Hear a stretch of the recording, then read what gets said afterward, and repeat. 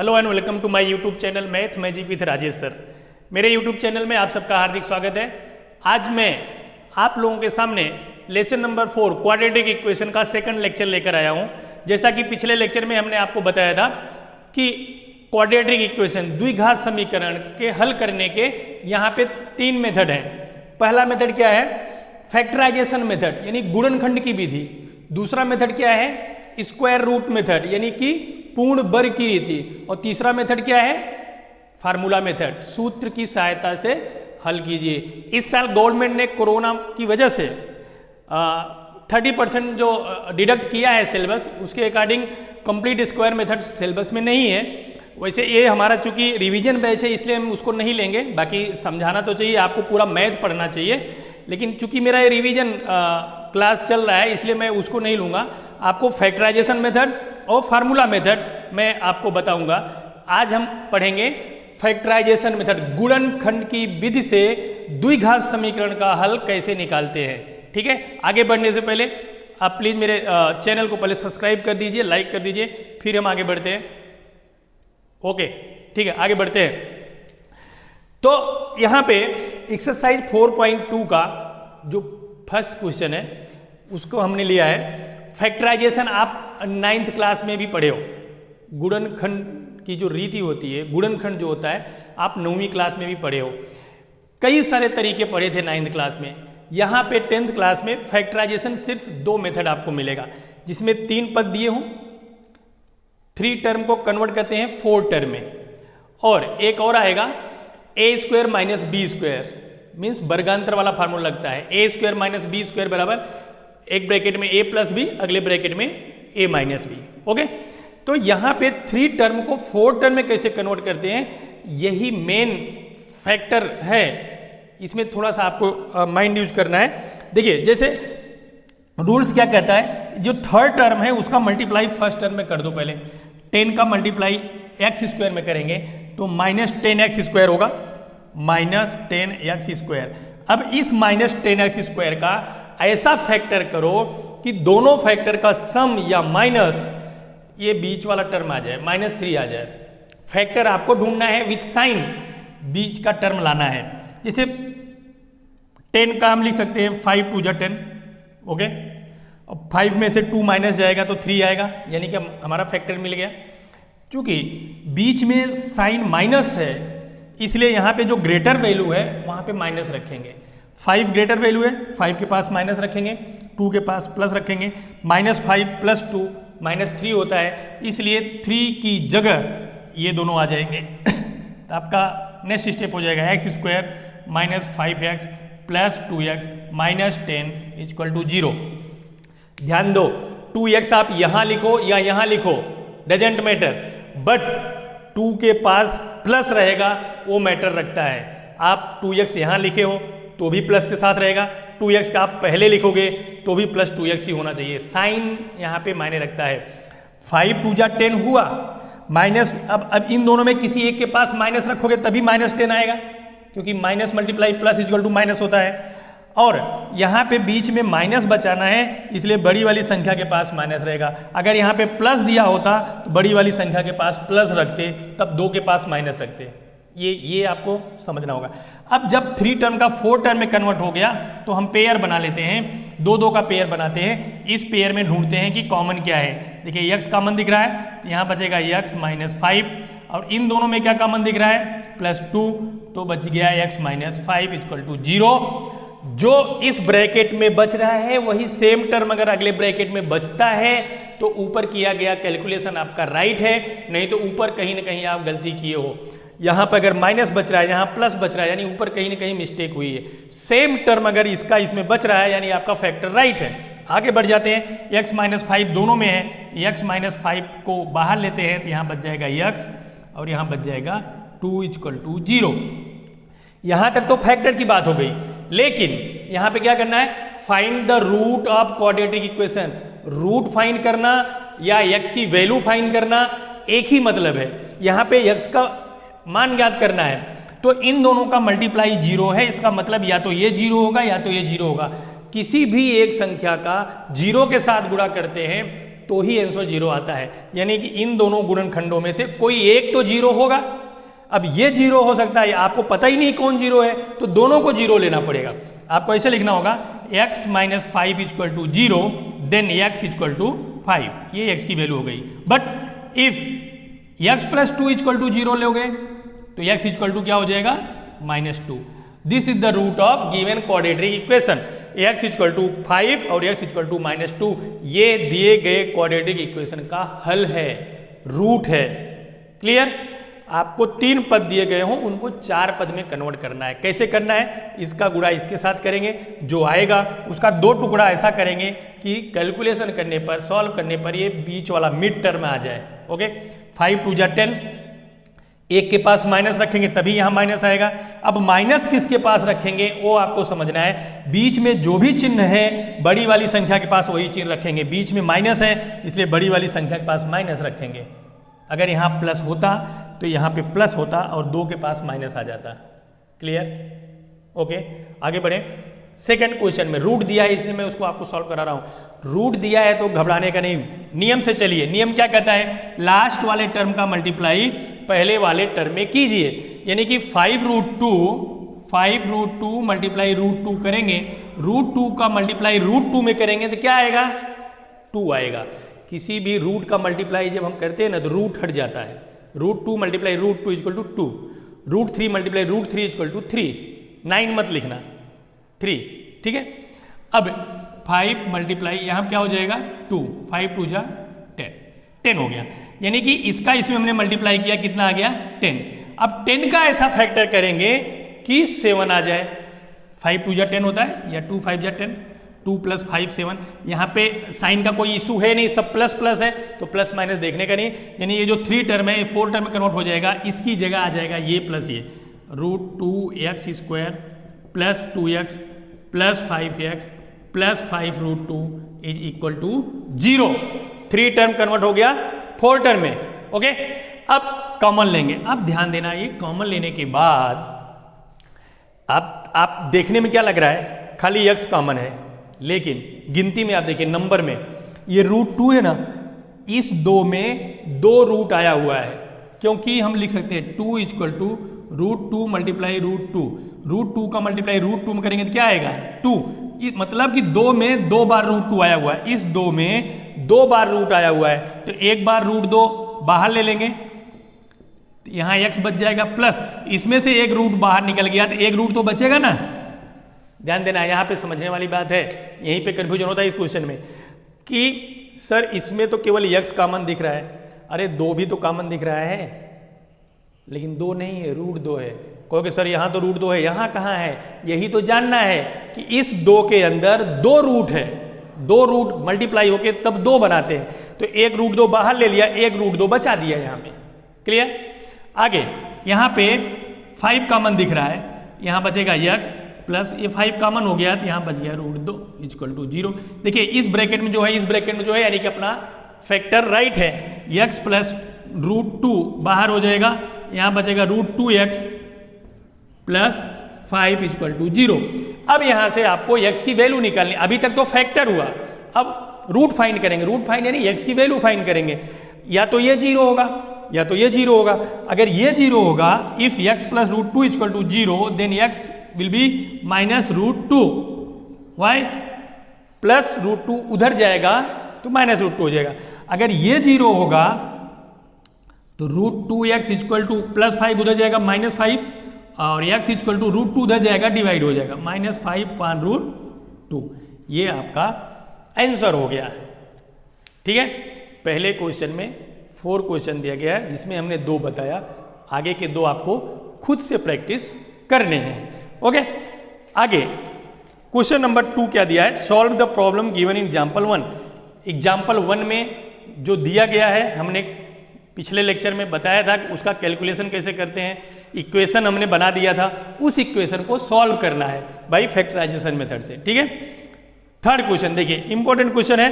Third question word problem वाला। इस word problem को पहले हम कन्वर्ट करेंगे क्वाड्रेटिक इक्वेशन में। क्वाड्रेटिक इक्वेशन में कन्वर्ट होने के बाद तब उसको हम सॉल्व करेंगे बाय फैक्टराइजेशन मेथड। ठीक है, वर्ड प्रॉब्लम को जब कन्वर्ट किया जाता है क्वाड्रेटिक फॉर्म में, वो थोड़ा सा आपको दिमाग लगाना है। थर्ड लेसन में और फोर्थ लेसन में यही टॉपिक थोड़ा बच्चों के लिए हार्ड हो जाता है कि वर्ड प्रॉब्लम को कैसे हम कन्वर्ट करें स्टैंडर्ड फॉर्म में। देखिए क्वेश्चन है, find two numbers whose sum is 27 and product is 182। ऐसी दो संख्या ज्ञात कीजिए जिनका योगफल 27 है। अब सुनिए, ध्यान दीजिए, ऐसी दो संख्या ज्ञात करनी है जिनका योग 27 है। तो उसमें से किसी एक संख्या को मान लेते हैं। Suppose first number is x, यानी कि माना फर्स्ट नंबर x है। ओके, हमने मान लिया पहला नंबर x है। So second number will B, देखिए दो संख्याओं का योगफल 27 है, 27 है, उसमें से एक x हो गया तो दूसरी 27 माइनस एक्स, 27 माइनस एक्स। समझ रहे हो कि नहीं? दोनों का योग 27 है। अगर मैं बोलूं मेरे पास और तुम्हारे पास मिलके 100 रुपया है, मेरे पास 20 रुपया है, तुम्हारे पास कितना हुआ? 80 हुआ ना, यानी 100 में से मेरा 20 घटा दोगे तो 80 आ जाएगा। दोनों का योग 27 है, उसमें एक हमने x मान लिया तो दूसरा 27 माइनस एक्स होगा। आगे अकॉर्डिंग टू क्वेश्चन में जो कह रहा है, क्या कह रहा है, इनका योग गुणनफल 182 है, यानी product of these two numbers is 182, यानी कि इनका गुणा x गुणे 27 माइनस एक्स इक्वल टू 182। ऐसा सवाल में कह रहा है कि इन दोनों संख्याओं का गुणनफल 182 है, तो इनका गुणनफल कर दिया बराबर 182 कर दिया। अभी ये स्टैंडर्ड फॉर्म में नहीं है। स्टैंडर्ड फॉर्म में कन्वर्ट करने के लिए इसका इसमें मल्टीप्लाई करेंगे। x का गुणा 27 में करेंगे 27x, x का गुणा x में करेंगे तो x का स्क्वायर बराबर 182। अभी भी स्टैंडर्ड फॉर्म में नहीं है, इनको उधर ले लेते हैं। ये माइनस एक्स स्क्वायर उधर जाएगा तो क्या हो जाएगा? Plus x square. ये 27x उधर जाएगा माइनस हो जाएगा माइनस 27x, और 182 अपनी जगह पर है, वो अपनी जगह पर ही रहेगा, इक्वल टू 0। अब स्टैंडर्ड फॉर्म में हो गया। अब इसका फैक्टर आप कर डालो फैक्टराइजेशन मेथड से। क्या करना है? 182 का ऐसा फैक्टर ढूंढना है कि सम करने पर 27 आए। अब 182 तो डायरेक्ट हो नहीं पाएगा, जैसे हमने 10 का किया 2 5 जा 10 हो गया, डायरेक्ट हो गया। लेकिन 182 को हम डायरेक्ट नहीं कर सकते, उसके लिए भी मेथड है। क्या मेथड है? देखिए 182 को इस तरह से आप डिवाइड करना चालू कीजिए, फैक्टर मिलता जाएगा। लास्ट में 2 है तो 2 से इसको डिवाइड कीजिए, 2 9 जा 18, 2 1 जा, एक फैक्टर हो गया 91, एक फैक्टर हो गया 2। 91 में से 2 माइनस करेंगे तो इतना नहीं आएगा, अपने को इतना लाना है तो और एक कदम आगे जाते हैं। ये 91 किससे कटेगा? 7 से। 30। अब देखिए एक फैक्टर हो गया 13, एक फैक्टर हो गया 14। 13 और 14 को अगर प्लस करेंगे तो 27 हो जाएगा, यानी कि हमारा फैक्टर हो जाएगा एक 14 एक 13। चूंकि बीच में माइनस लाना है तो दोनों के पास माइनस रखेंगे, माइनस 14 एंड माइनस 13। माइनस 14 का मल्टीप्लाई माइनस 13 करेंगे प्लस 182, ये दोनों सम हो जाएंगे माइनस 27। इस तरह से टुकड़े करेंगे तो हमको गुणनखंड मिल जाएगा, फैक्टर मिल जाएगा बड़े नंबर्स का। छोटे नंबर्स का तो आप ओरल कर सकते हो। तो इसको कैसे करेंगे? एक्स स्क्वायर माइनस 14, चाहे पहले 14 लिखो चाहे पहले 13 लिखो, इससे कोई फर्क नहीं पड़ता, प्लस 182 इक्वल टू 0। पेयर बनाएंगे दो का, इसमें से x कॉमन लेंगे, x माइनस 14 होगा। इन दोनों में से माइनस 13 कॉमन ले लेंगे, x माइनस 13 का डिवाइड इसमें करेंगे 14 आएगा इक्वल टू 0। देखिए सेम फैक्टर है, x माइनस 14 कॉमन, यहाँ बचेगा x माइनस 13 इक्वल टू 0। अब यहाँ से या तो ये 0 होगा या तो ये 0 होगा। अगर ये 0 होगा तो x इक्वल टू माइनस 14 उधर जाएगा प्लस 14, और ये 0 होगा तो माइनस 13 उधर जाएगा तो plus 13, x equal to 13। Okay. कुछ लोगों के, कुछ 2-4% लोगों के मन में ऐसा आता होगा कि सर यहाँ तो माइनस था, यहाँ कैसे हो गया? तो मैं बता दूं, इन दोनों को बारी बारी से 0 करना है।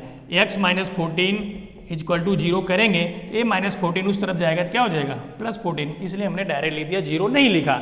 आप लोग 10th क्लास में हो, इतना तो आप डायरेक्ट कर सकते हो। ये आपका हो गया क्वेश्चन नंबर 3। अब क्वेश्चन नंबर 4 में आप देखिए, find 2 consecutive positive integer sum of whose square is 365। मतलब ऐसे दो क्रमागत पूर्णांक ज्ञात कीजिए कि जिनके वर्ग का योगफल 365 हो। ध्यान दो, टू कॉन्जुगेटिव इंटीजर। कल के भी लेक्चर में ऐसा वर्ड आया था। कॉन्जुगेटिव इंटीजर किसे कहते हैं? क्रमागत, मतलब लगातार, वन स्टेप अहेड, एक स्टेप आगे वाले को कहते हैं। अगर टू कॉन्जुगेटिव पॉजिटिव इंटीजर बोलता है तो टू का गैप होता है, लेकिन अगर टू कॉन्जुगेटिव इंटीजर बोलता है तो +1। माना suppose first number is x, then second number will be x + 1। माना पहली संख्या x है तो दूसरी संख्या x + 1 होगी। क्रमागत मतलब एक स्टेप आगे, +1, +2, +3 मत करना, केवल एक स्टेप आगे, उसको बोलते हैं क्रमागत। तो पहली संख्या को हम x मान लिए तो दूसरी संख्या x + 1 हो जाएगी। क्वेश्चन में क्या करा है? इनके वर्ग का योगफल, sum of square of these two numbers, मतलब इनका वर्ग भी करना है, योगफल भी करना है। ठीक है, अकॉर्डिंग टू क्वेश्चन इसका वर्ग भी करना है, प्लस भी करना है। ओके, ये देखो दोनों का वर्ग हो गया और प्लस भी हो गया। अब कितना है वो आपकी बुक में दिया गया है। कितना है? 365, 365, ये हो गया 365। अब अभी ये स्टैंडर्ड फॉर्म में नहीं है, पहले इसको स्टैंडर्ड फॉर्म में कन्वर्ट करने के बाद ही सॉल्यूशन के बारे में सोचें, तुरंत सॉल्यूशन मत सोचना। ठीक है, स्टैंडर्ड फॉर्म आपको याद होगा क्या है? ax² + bx + c = 0। तो इसका स्क्वायर करेंगे यही आएगा। इसमें a + b का होल स्क्वायर का फार्मूला लग जाएगा। तो इसका फार्मूला हो जाएगा a² + 2ab + b², 1 का स्क्वायर 1, 365 को इधर आना पड़ेगा। x² जुड़ जाएगा, 2x² + 2x + 1 - 365 = 0। 365 में से 1 माइनस होगा तो क्या हो जाएगा? -364 = 0। यहाँ तीनों में 2 कॉमन दिख रहा है, कॉमन लेने से आपका कैलकुलेशन आसान हो जाएगा। कॉमन नहीं भी लेते हो तो भी आंसर वही आएगा, लेकिन कैलकुलेशन बड़ा हो जाएगा। 2 कॉमन ले लेंगे तो x² + x - 2 1 जा 2 1 2 8 जा 2 2 जा = 0। ये आपका स्टैंडर्ड फॉर्म हो गया, व्यापक स्वरूप मिल गया। x² + x - 182 = 0। अब 182 के ऐसे 2 टुकड़े करने हैं कि माइनस करने पर 1 आए। अब 182 को तोड़ना है तो इसी तरह से जैसे हमने बताया कि बड़ी संख्या का कैसे गुणनखंड करते हैं। 2 से भाग दे दो, 2 9 18, 2 1 कम 2, एक 91 आया, एक 2 आया। 91 में से 2 माइनस करेंगे 1 नहीं आएगा। थोड़ा और नीचे चलते हैं, ठीक है, 7 13, वही इसके पहले वाला ही था। एक 13 हो गया और एक क्या हो गया? 14 में से 13 माइनस करेंगे 1 आ जाएगा, यानी कि हमारा फैक्टर मिल गया। अब यहाँ पे लिखेंगे x² + 14x - 13x - 182 = 0। अब आप देखिए, चूंकि यहाँ पे प्लस बचाना था इसलिए बड़ी वाली नंबर के पास हमने प्लस लिखा, छोटी वाली के पास माइनस रखा। अगर यहाँ पे माइनस रहा होता तो 14 के पास माइनस होता, 13 के पास प्लस होता। 2 का पेयर बनाएंगे, इन दोनों में से x कॉमन लेंगे तो x + 14 हो रहा है, और उसमें से -13 कॉमन लेंगे तो x + 14 = 0। बोलोगे सर ये माइनस था प्लस कैसे हो गया? माइनस कॉमन ले लिया तो माइनस प्लस हो जाएगा। अब ये x + 14 और x - 13 = 0। x + 14 बाहर हो गया, x - 13। अब या तो ये 0 होगा या तो ये 0 होगा। अगर ये 0 होगा तो x = -14 और ये 0 होगा तो x = 13। -14 संभव नहीं है क्योंकि ये नंबर जो होता है माइनस में हो नहीं सकता, इसलिए x = 13, यानी कि पहली संख्या आपने क्या माना? x। तो इसलिए first number = 13 and second number = 14, क्योंकि 13 + 1 करेंगे क्या आ जाएगा? 14। ये दोनों संख्या होंगी, पहली संख्या 13 और दूसरी संख्या क्या हो गई? 14। समझ में आया? 2 क्रमागत संख्या पूछे तो पहली संख्या को x सपोज करना है, दूसरी को x + 1। 2 क्रमागत सम संख्या पूछे तो पहली संख्या को x सपोज करना है, दूसरी संख्या को x + 2 सपोज करना है, क्योंकि सम संख्या यानी इवन नंबर 2 2 के गैप पे आता है, इसलिए उसमें x + 2 लेंगे। इसमें हमने x + 1 इसलिए लिया क्योंकि ये कॉन्जुगेटिव इंटीजर है, यानी क्रमागत संख्या है, क्रमागत में एक का ही गैप रखा जाता है। अब आपको हम एक क्वेश्चन और करा देते हैं, फिर इसके बाद कल हम पढ़ेंगे फार्मूला मेथड से कैसे करते हैं। The altitude of A triangle right angle triangle is 7 centimetre less than it's base if the hypotenuse is 30 centimetre, find other two sides.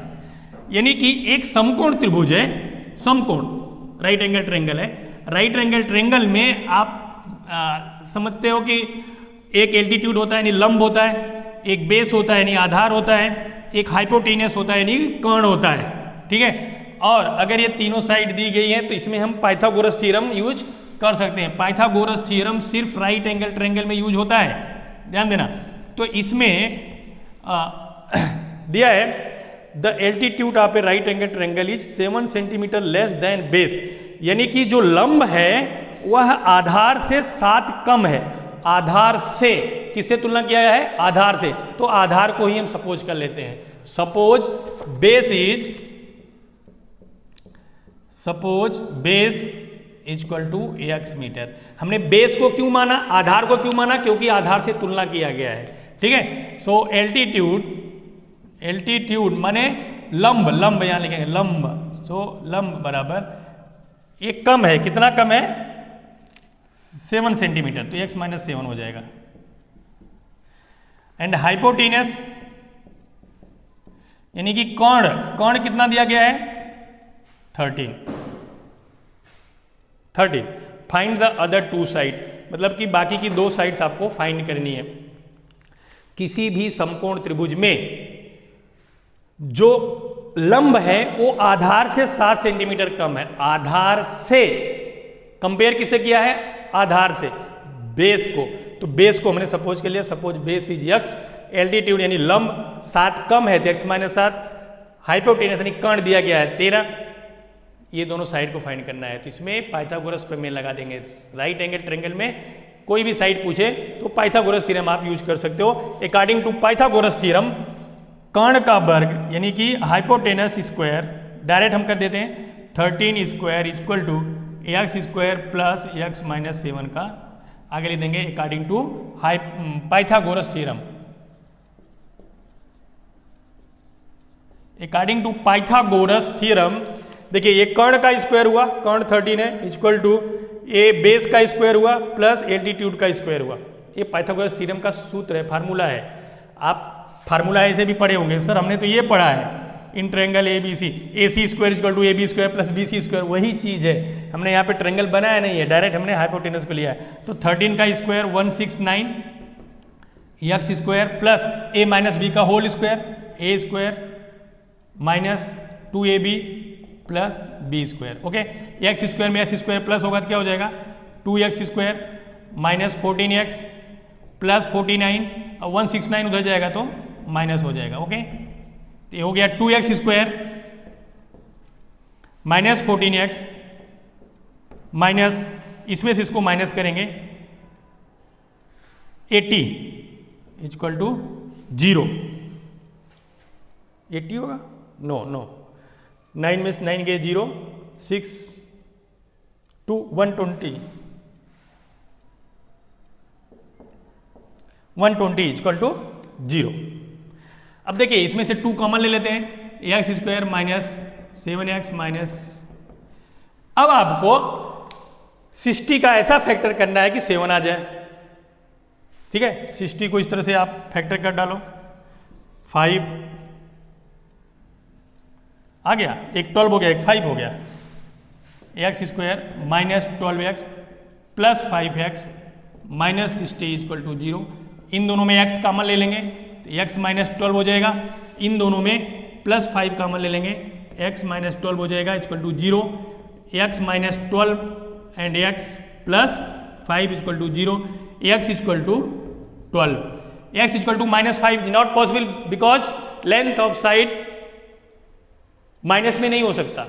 जो लेंथ होती है साइड की कभी माइनस में नहीं होती, इसलिए पॉसिबल नहीं है। x इक्वल टू 12, x आपने सपोज किसको किया है? बेस को, यानी आधार हो गया 12 और लंब क्या हो जाएगा? 12 माइनस 7 बराबर 5, आंसर हो गया। यानी base equal to 12 and altitude equal to 12 minus 7 equal to 5, ये आपका आंसर हो गया। आई होप आपको ये एक्सरसाइज समझ में आई होगी। अगर समझ में आया है, मेथड समझ में आया है तो चैनल को सब्सक्राइब कर दीजिए, जिससे हम कल के लेक्चर को जब भी हम यूट्यूब पे रखें आपको तुरंत नोटिफिकेशन मिल जाए। अब हम कल पढ़ेंगे कि फार्मूला मेथड से क्वाड्रेटिक इक्वेशन को कैसे सॉल्व करते हैं। तो कल मिलते हैं, तब तक के लिए नमस्कार, वंदे मातरम, जय हिंद।